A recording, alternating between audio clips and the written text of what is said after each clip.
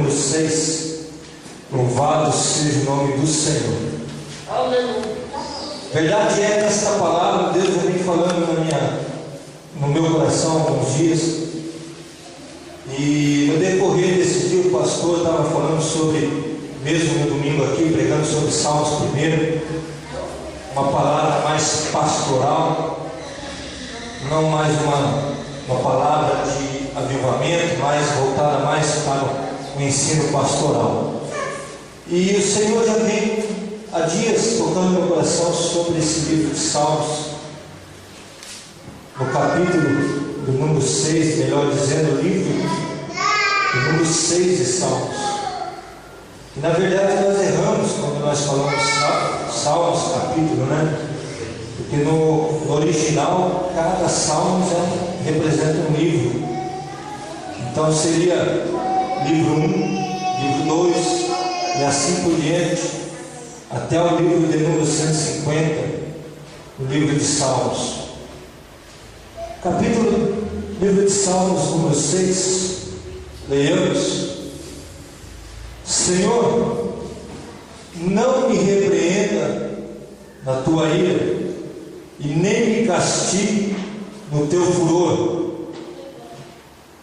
Tenha misericórdia de mim, Senhor, porque sou fraco. Sara-me, Senhor, porque os meus ossos estão perturbados. Até a minha alma está perturbada. Mas tu, Senhor, até quando?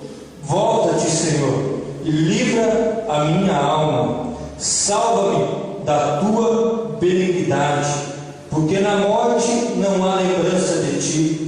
No sepulcro quem te louvará? Já estou cansado do meu gemido. Toda noite faço nadar a minha cama, molho o meu leito com as minhas lágrimas. Amém? Louvado seja o nome do Senhor.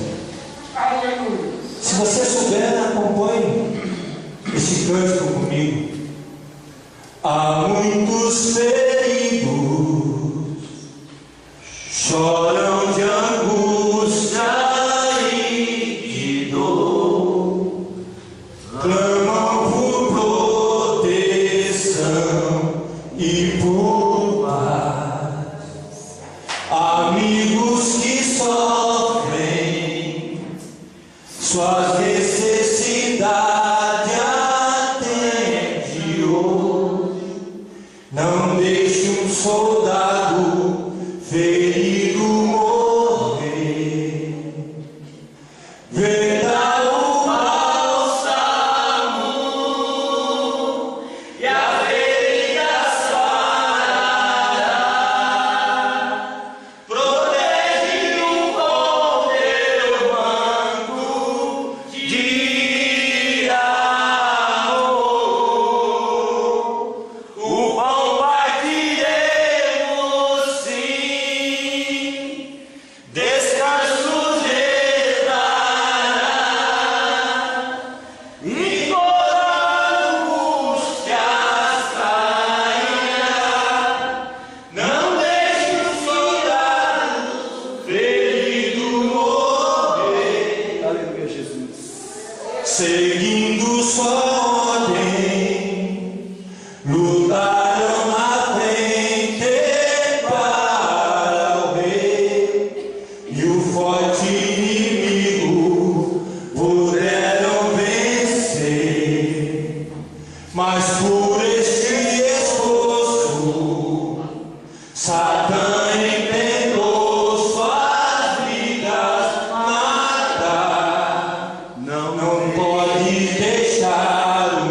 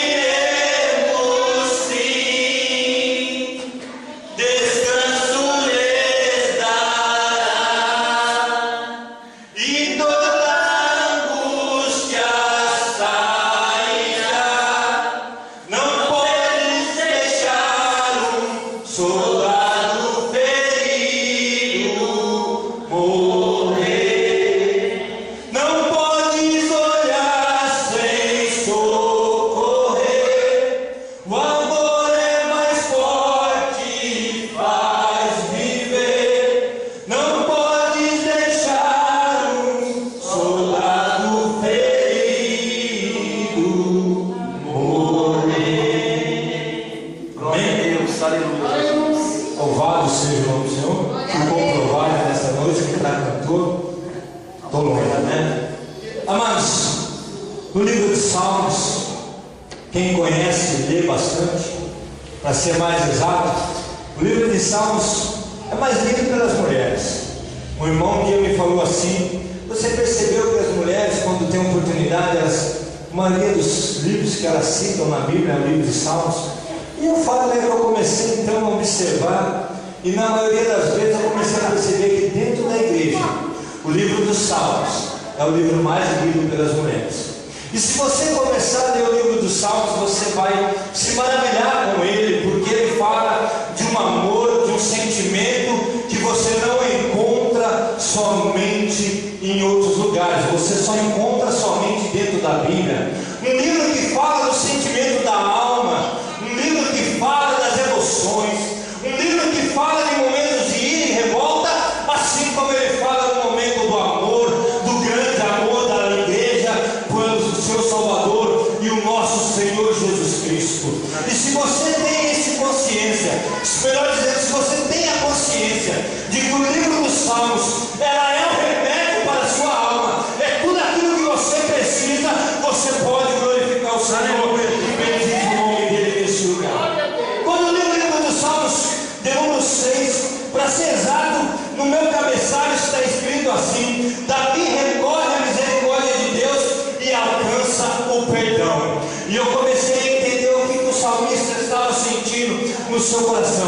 O salmista trazia dentro do seu coração o peso da sua alma, o peso pela transgressão do Senhor. E muitas das vezes nós entramos dentro da igreja e sentimos o nosso coração pesado. A nossa alma parece que está no deserto, parece que nada das palavras que saem de cima do púlpito mexe com a nossa emoção. E nós começamos a pensar: o que aconteceu? Aonde eu errei? Senhor, aonde está o pecado? No que me falta para que eu possa sentir a presença?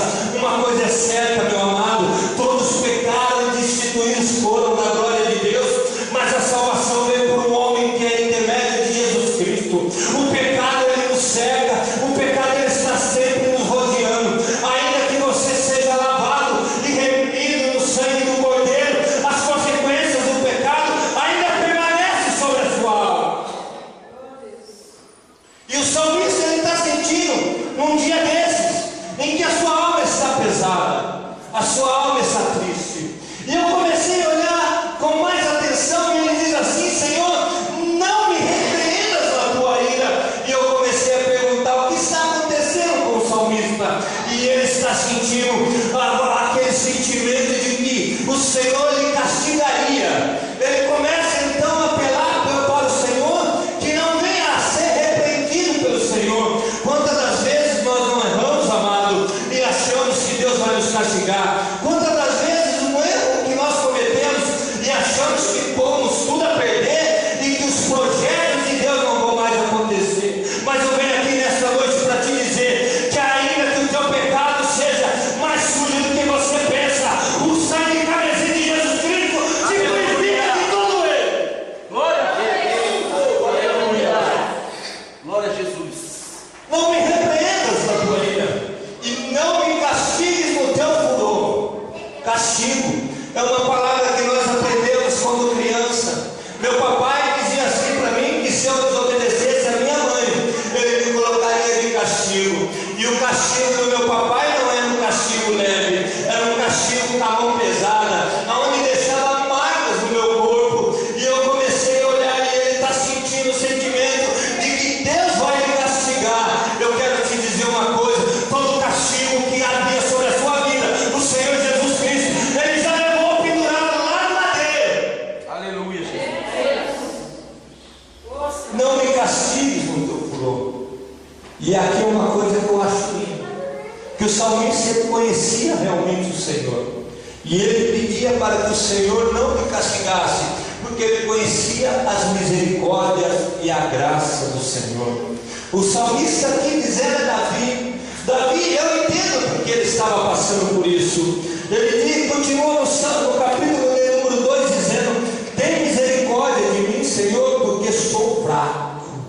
E aqui há uma da necessidade do ser humano. Quando eu falo ser humano, eu não falo você somente, eu falo a mim e toda a raça raça humana também. Eu incluo todos aqueles que respiram e que têm fôlego e que têm som na sua garganta para louvar e adorar o Senhor. Ele reconhece que há fraqueza, ele reconhece que é um homem fraco, ele reconhece que é um homem que precisa de auxílio. Eu quero dizer uma coisa: o auxílio da sua alma é em Jesus Cristo, o Todo-Poderoso. Aleluia! Você não é mais forte do que aquele que está lá fora e nem tão pouco mais fraco. Você é das mesmas condições, você come das mesmas condições, da mesma palavra e do mesmo Salvador. Glória! Ele reconhecia que era fraco. E sara-me, Senhor. Porque sara-me? Porque ali é fácil de entender uma coisa: uma lesão do corpo deixa sequela, muitas das vezes até que não consegue mais ser tirada. Eu tenho marcas no meu corpo por vários acidentes que eu sofri. Eu tenho aqui em cima do meu ombro um osso saltado a mais de 3 dedos de altura do meu ombro. São sequelas de um acidente que eu sofri em cima de uma moto. Mas a maior das sequelas que precisa ser sarada é a ferida da alma do homem e da mulher. Quando ele diz assim: sara-me, Senhor, ele sabia que não havia remédio, ele sabia que não havia lugares onde a medicina ou o psicólogo poderia chegar, mas ele sabia que o Todo-Poderoso, ele penetra na alma e nas juntas e medulas, separando alma e espírito, e apta para discernir o coração. A palavra do Senhor diz que ela é eficaz. Aleluia. Glória a Deus. O que é eficaz para você? É algo que resolve. Quando você chega numa farmácia, você compra um remédio para dor de cabeça, você pergunta: esse remédio é eficaz? Ou seja, ele vai resolver? A palavra do Senhor é eficaz. Ela resolve Glória a Deus. a sua enfermidade. Em nome de Ela resolve os traumas do seu coração. Ela resolve o seu pensamento que está voltado e preso em coisas que não te edificam. Por isso que a palavra do Senhor, ela se renova a cada manhã nas nossas vidas. Ela se renova. O choro pode durar uma noite, mas a alegria vai vir pela manhã na sua vida. Aleluia. Sara-me, Senhor, porque os meus ossos estão perturbados. Ele está dizendo aqui de uma enfermidade que lhe tocou os ossos. E muitas das vezes lá fora, a medicina não encontra cura para a nossa enfermidade. As pessoas vão lá fora e vão no médico e dizem: olha, você tem sim uma enfermidade, mas a medicina não descobriu a cura. Às vezes a enfermidade é no osso, é no órgão do corpo, às vezes é no rins, é no pulmão, é no coração, é em vários lugares do corpo, onde a medicina ainda não encontrou. E ele estava dizendo que a enfermidade dele já tocava nos ossos, trazia-lhe dores. Isso aqui é conhecido, amado. Isso aqui é conhecido como artrite, artrose, osteoporose. Isso aqui é uma doença dos ossos, aonde os ossos estavam apodrecendo. E quando fala dos ossos, o que fala? Fala da estrutura do corpo humano. Você sabia que se tirar o teu esqueleto e pegar somente a parte onde estão reunidos os teus órgãos e a tua pele, você não, 70% está no esqueleto. 70% do seu peso está vinculado à sua articulação óssea. 30% é o restante. E ele estava aqui quando ele fala: Senhor, porque eu sou fraco, sara-me, Senhor, porque os meus ossos estão perturbados. Está falando da estrutura. O Senhor quer te dar uma estrutura. O Senhor quer te dar uma estrutura forte, uma estrutura saudável, uma estrutura que tem liga, que tem saúde. Aleluia. Os meus ossos estão fracos e até a minha alma está perturbada. Mas, Senhor, até quando? Volta-te, Senhor, livra a minha alma e salva-me pela tua benignidade. Uma das coisas que eu entendo, ele está apelando para o maior dom que Deus tem, a misericórdia sobre as nossas vidas, aquele dom que ninguém pode realizar, somente o Senhor pode realizar uma misericórdia na nossa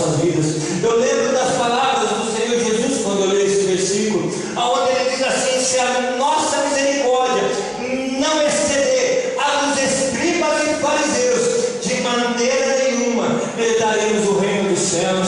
A palavra exceder é estar acima, estar além. O Senhor tem uma misericórdia que está acima do conceito humano para a sua vida. A misericórdia do Senhor está acima do meu entendimento e do seu. A misericórdia do Senhor está acima de qualquer outra coisa que existe aí na face da terra. Aleluia. Glória a Deus. Glória a Deus. Porque na noite não há lembrança de ti, o sepulcro quem te louvará. Já estou cansado do meu gemido, e toda noite faço nadar a minha cama, molho o meu leito com as minhas lágrimas.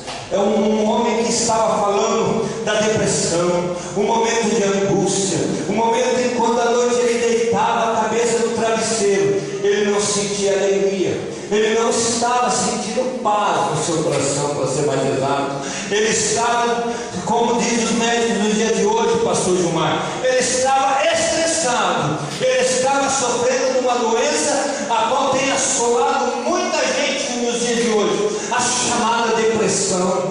Um homem que se sentia até por muitas das vezes rejeitado por Deus, como ele diz logo nos primeiros cativos, no primeiro versículo: Senhor, não me rejeites. E eu comecei a pensar, por que tamanha profunda a rejeição que ele vinha sentindo dentro do seu coração, para se sentir, a chegar ao ponto de se sentir rejeitado por Deus. Deixa eu te dizer uma coisa: quem é o autor desses salmos? É Davi. Quem era Davi? Davi era um rapazinho que estava atrás das ovelhas malhadas, e aqui eu chego aonde eu quero. Era um rapazinho pequeno, bonito, belo aos olhos do Senhor, mas que na casa de seu pai ele não era bem aceito. Davi havia com ele mais alguns irmãos, e quando o Senhor resolveu levantar na casa de Jessé um homem para reinar sobre Israel, o Senhor olhou para a casa de Jessé e viu um pequeno garoto, que apacentava a ovelha lá no campo. Ei, deixa eu dizer uma coisa: o Senhor está olhando para a sua vida e Ele te chama para apacentar a ovelha. Não, solta um som para nós de fundo. Davi era um pequeno garoto, e um dia seu pai recebe a visita de um sacerdote. Esse sacerdote era conhecido como juiz e profeta também em Israel. O nome dele era Samuel. Repita comigo: Samuel. Quem era Samuel em Israel? Era sacerdote, juiz e profeta.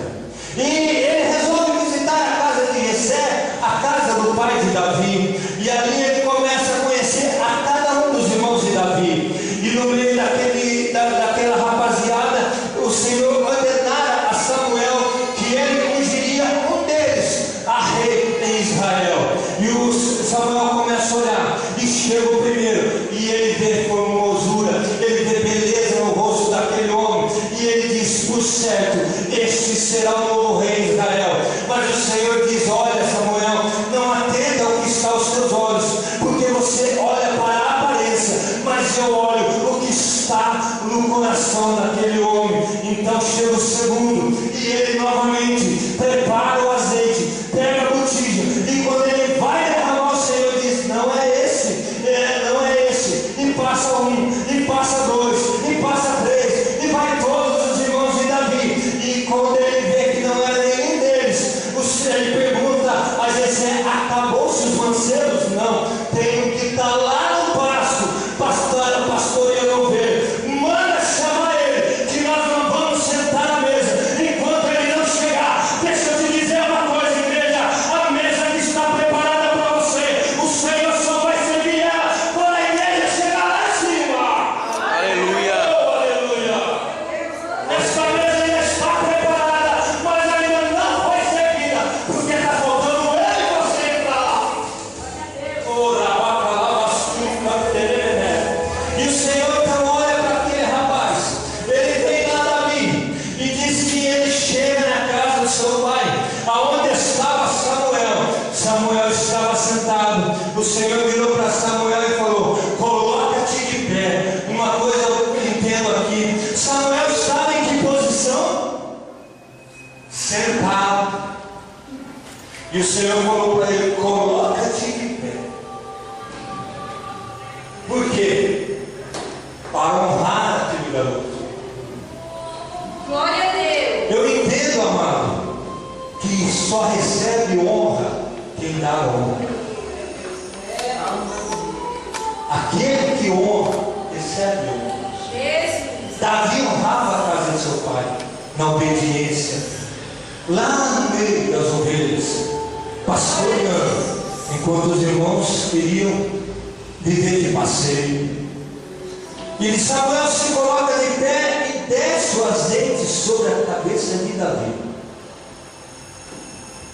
E aí começa o projeto de Deus na vida daquele homem. Quando você entrou por essas portas, chegou diante do altar e aceitou o Senhor como o único Salvador da sua vida, começou o projeto de Deus para você. Aleluia! Eu declaro que é um projeto de Deus para você, aqui neste lugar. Quando você entrou por essas portas, o Senhor declarou lá no céu que está escrevendo uma nova história da sua vida. Aleluia, Jesus. Glória a Deus.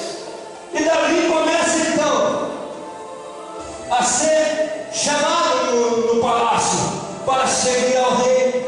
E como que ele chegou lá? Simplesmente como um tocador de harpa. Mas tinha uma diferença na vida daquele rapaz. Havia uma unção para reinar em Israel. Ainda que todos olham para você e dizem: você não é ninguém, você é só mais uma multidão. O que você faz? Eu não faço nada na casa do Senhor, a não ser lavar o banheiro e passar o pano no chão em dias que não há culto, e limpar as cadeiras quando elas estão sujas, para que olhe que a igreja se reúne, esteja todo limpo. Mas se Deus lá do céu se agradou de você, ainda que você seja um passador de pano no chão ou um faxineiro para lavar o banheiro, ainda haverá uma profecia na sua vida e o Senhor vai realizar a obra que Ele fez. Aleluia! Glória a Jesus. E um belo dia, levanta um rapaz de 2 metros e 50, 47 centímetros, para ser mais usado, e afronta o rei de Israel. Afronta quem? A Saul. E o papai de Davi chama ele e fala assim: olha, vou te dar uma tarefa. Você vai levar esses pães para os seus irmãos que estão lá na batalha. Qual era a tarefa desse rei? Era de servir. Ele ia servir. Ele não ia lá como rei, mas ele ia como alguém para servir. Melhor dizendo, ele ia ser o garçom. Você sabe o que é mais gostoso, meu amado? Não é estar sendo aí servido, mas é quando você sobe aqui em cima e quando você serve aquele que precisa. Aleluia. O maior prazer da igreja não é ser servido, mas é servir. É servir as almas que necessitam. É servir aqueles que precisam do amor de Deus. Eu quero nesta noite aqui dizer: eu sou o garçom para receber a sua mesa. Eu te sirvo um prato aqui e você que declara, você que escolhe se você vai comer ou não. Mas eu sou nessa noite somente um garçom. E esse rapaz vai lá para servir os seus irmãos. E a diferença que ele estava com seus ouvidos abertos, não somente os ouvidos carnais, mas também os ouvidos espirituais. E quando ele chegou no meio daquela batalha, ele ouviu aquele homem gritar, afrontando o Senhor dos Exércitos. E ele então resolve ir lá e afrontar aquele rapaz. Ei, deixa eu dizer uma coisa para você: quem serve a Deus tem que ter os ouvidos espirituais abertos. Aleluia.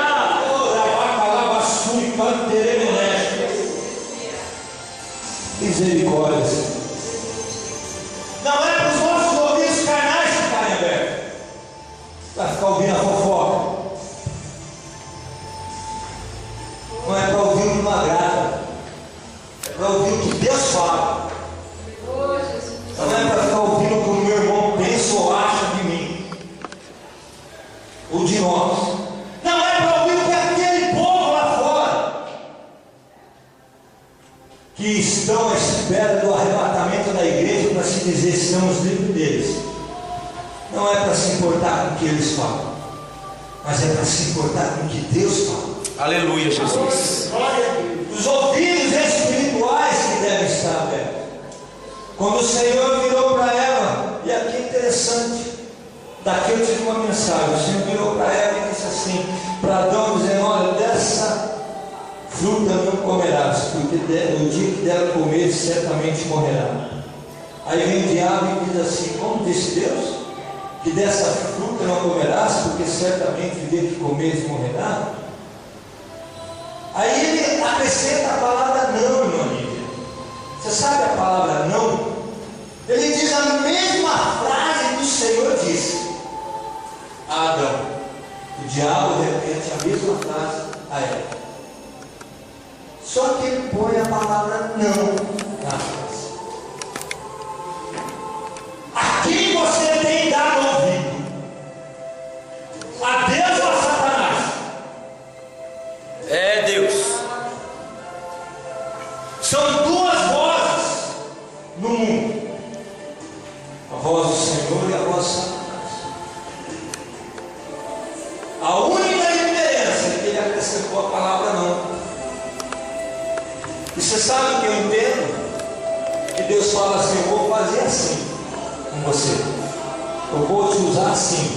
Aí vem o diabo e fala: Deus não vai fazer assim com você. Ele fala a mesma coisa, mas ele fala que não vai fazer. Eu vou te usar assim. Aí vem o diabo e fala que Deus não vai te usar assim. Ele fala a mesma coisa, mas ele fala que não vai. Porque ele não quer ver a gente mesmo vitorioso e vencedor. Mas vamos voltar aqui para a mensagem.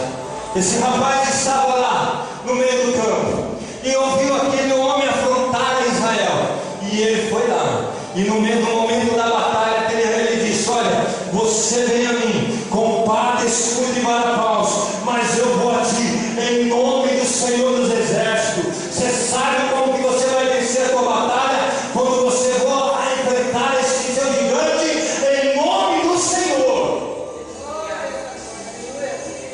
O teu gigante, quando você enfrentar ele, é em nome do Senhor que você vai vencer. Aleluia, Jesus. Senhor dos Exércitos. É Deus. E esse rapaz parou e pensou assim: opa, qual é o prêmio que vai ter aquele que ganhar e derrubar esse gigante? A filha do rei. Opa, mais perto do palácio eu estou agora. Já estou tocando harpa para o rei. E ainda vou casar com a filha dele. A promessa do Senhor se cumpriu na vida dele. Às vezes acontece, amado, de Deus cumprir a promessa na vida da gente, não é da maneira que a gente pensa. Não vai ser a minha maneira, não vai ser a sua. Vai ser a maneira que Deus planejou. É Deus. Vai ser da maneira que Deus quis. E da maneira que Ele quiser, melhor dizendo. Agora melhorou para mim, pastor Gilmar. Eu era somente um dobrador de água do rei. E agora eu vou virar genro do rei. Aleluia, Jesus. Eu estou com um pé mais dentro do palácio, mais perto da cadeira do rei. Porque havia uma promessa na vida de Davi. Há uma promessa na sua vida. Aleluia. Enfrenta esse gigante. Enfrenta essa batalha. Seja ela qual for que você está enfrentando. É uma enfermidade, como diz o salmista. Você está enfrentando um sentimento de rejeição no meio dos seus familiares. Você está enfrentando uma enfermidade que está te tocando os ossos. Enfrenta ela, ainda que o Senhor não te cure. Isso não te impede de louvar o nome do Senhor. Aleluia. Sabe, eu entendo que o salmista ele tinha as mesmas aflições que eu e você. Não havia diferença nenhuma. As mesmas aflições ele também enfrentava. Os mesmos temores que eu e você temos, ele também tinha.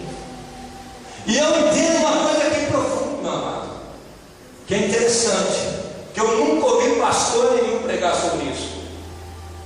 No Salmo 51, o mesmo rei Davi escreve assim: Senhor, o meu pecado está a todo momento diante dos meus olhos, a minha transgressão. Davi, após ser rei, ele traiu, ele matou um homem que era Urias, e deitou-se com a sua mulher, e essa mulher engravidou e teve um filho. E a criança não prevaleceu. Porém, antes da criança nascer, o Senhor enviou um profeta até Davi, aonde o profeta usou de muita sabedoria para dizer a Davi de um homem que tinha 100 ovelhas, um homem rico, e um pobre que tinha somente uma ovelha. E aquele homem rico recebeu uma visita e não quis pegar as suas ovelhas e mandou arrancar a ovelha do pobre para fazer dela um banquete para aquela sua visita. Ele foi pensado nessa palavra com o rei Davi. E quando Davi falou que aquele homem rico era digno de morte, o profeta falou: esse homem é você. E ele disse: eu pequei contra o Senhor. Naquele momento o profeta responde assim: o Senhor te perdoou os pecados. Ou seja, Davi automaticamente, imediatamente, naquele instante, teve o seu pecado perdoado. Mas a sequela do pecado ficou.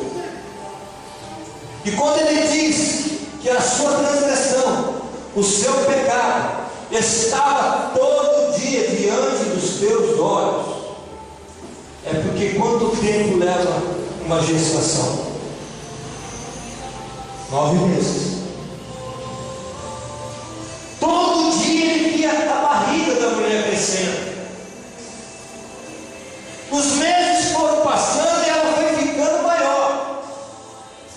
E cada vez que ele olhava para aquela barriga, ele lembrava que ele tinha pecado contra o Senhor. Vinha na sua memória a lembrança da sua transgressão. Agora imagine aquela mulher então sentindo a criança chutar dentro da barriga. E ela chama ali o Davi e fala assim: põe a mão aqui que ele está chutando. E quando ele punha a mão na barriga dela e ele sentia a criança chutar, como não ficava o coração de Davi? Sabe o que eu entendo, amado? Tem situações que nós vivenciamos que deixou sequela na nossa vida. E que por mais que nós sabemos que o Senhor nos perdoou, muitas das vezes nós não podemos deixá-las enfrentar. Muitas das vezes nós não podemos deixá-las de olhar para ela, porque nós não podemos tirar ela da nossa vida. A sequela do pecado. O pecado é perdoado, nós sabia disso, mas ele deixa sequela. E a sequela nós temos que enfrentar. Nós temos que encarar essas sequelas. E muitas das vezes se torna difícil e penoso para nós. E começamos então a pensar que o Senhor já não é mais a nossa vida, que o Senhor já não está mais conosco. Mas hoje eu estou aqui para te dizer que por mais que você sinta o pecado pesar sobre a tua alma, se o Senhor já te perdoou, hoje é dia de você sentir liberdade no Espírito e glorificar o nome do Senhor. Não te deixe esse sentimento de remoer. Não te deixe esse sentimento te acusando. Diga em voz alta: eu fui perdoado no sangue do Cordeiro. Eu fui perdoado no sangue do Cordeiro. Eu fui perdoado no sangue do Cordeiro. O diabo não vai te vencer. O diabo não vai destruir você. O diabo não vai aniquilar a sua vida. Porque você está lavada e remida no sangue do Cordeiro. Aleluia. Esta sequela não é para permanecer em você. É que nós não temos aqui dentro, pastor, uma tecla que nem a do computador delete. Porque aquilo que não presta a gente deleta do computador, mas daqui não dá para deletar. Daqui não dá. Lembranças de 10, 20, 30 anos atrás. Mas eu tenho a garantia para te dizer que o Senhor te salvou, te purificou, te lavou. Aleluia. No sangue do Cordeiro. Glória a Deus. Aleluia. Quando o apóstolo João, ele escreve logo no primeiro capítulo a vinda de Jesus, para encerrar. Ele coloca assim no versículo 17: a lei veio por intermédio de Moisés, mas a graça veio por Jesus Cristo. Aleluia. Você não está mais debaixo da lei, agora você está debaixo da graça. Aonde abundou o pecado, superabundou a graça na sua vida. Aleluia. Agora é hora de cantar, é hora de louvar, porque você tem a graça de Deus te acompanhando. Aonde você colocar a planta dos teus pés, você vai andar pela graça, para ser cabeça e não cauda. Aleluia, A Jesus. igreja pode se colocar de pé. Oh, Deus, se poder. Louvado seja o Glória. nome do Senhor. Aleluia. O Senhor me toca no coração para dizer que aquilo que está te perturbando, que vem há anos te perturbando, por um vacilo seu, não é mais hoje momento de você deixar continuar te acompanhando. Hoje é dia de libertação, é dia de renovação para a sua vida. Hoje o Senhor te chama a você pegar esse seu problema lá de 10, 15, 20 anos atrás, jogar ele no chão, pisar em cima e dizer: eu estou salvo. Aleluia. Do Cordeiro. Glória a Deus. Mude. Quem conhece a história de Mude aqui? Ele é considerado um dos maiores ganhadores de alma. Mude, segundo alguns teólogos, ele ganhou mais de 1 milhão de almas. Imagine que esse homem não tinha intimidade com Deus. E diz um dos livros, Heróis da Fé, se não me falha a memória, que ele estava em uma madrugada orando no seu quarto, e apareceu Satanás para ele e começou a dizer: você quer ser um evangelista? Você quer ser um salvador, um ganhador de almas? Como você quer ser? Você aprontou isso, e foi escrevendo na parede tudo que Mude tinha aprontado, acusando ele. E quando Satanás terminou, ele baixou a cabeça, olhou e falou: eu aprontei tudo isso sim, mas tem uma coisa aí que você esqueceu de escrever. E Satanás olhou para ele e falou: qual é? Está vendo aquele cantinho branco lá na parede ali, ó, que você deixou no rodapé da parede? Ele falou: sim, estou vendo. Escreve lá, acrescenta aí: o sangue de Jesus Cristo me purifica de todo o meu pecado. Aleluia. O sangue do Senhor te purifica. Glória a Deus. Você toma posse disso, você recebe essa palavra. Não deixa mais o diabo te acusar. Aonde você colocar a planta dos teus pés, fale no Senhor, fale com ousadia, porque o Senhor te deu um espírito de medo, mas te deu um espírito de coragem, um espírito de fortaleza, para romper as cabeças do inferno e chamar aqueles que estão a ser salvos pela sua vida. Em nome de Jesus. Glorifico o nome do Senhor. Pastor, peço permissão para o grupo louvar e cantar o louvor aqui. O grupo de louvor possa vir aqui na frente. Eu quero convidar você a sair do seu lugar aqui nesse momento e vir aqui à frente, que nós queremos orar por você. Nós vamos orar pela sua vida, porque o Senhor já te deu uma nova história. Aleluia. O grupo de louvor, irmã Joyce. Glória a Deus. A irmã escolhe o louvor, irmã. Eu não vou palpitar, não. Pode escolher o louvor que a irmã quiser. Glória a Deus. Sai do seu lugar aqui na frente.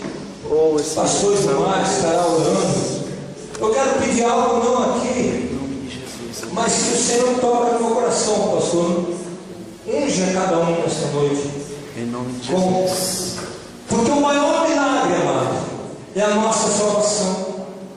O maior milagre é os nossos pecados perdoados. Se tem uma coisa que é gostoso, é você poder deitar a cabeça no travesseiro e sentir paz, alegria de servir esse Deus. Se tem uma coisa que é maravilhosa, é você deitar a cabeça no travesseiro e sentir paz, sentir alegria, sentir felicidade e saber que você está sendo bem guardado no seu sono, em paz me deitei e dormi, e levantei. Amém? Por quê? Porque eu tinha paz.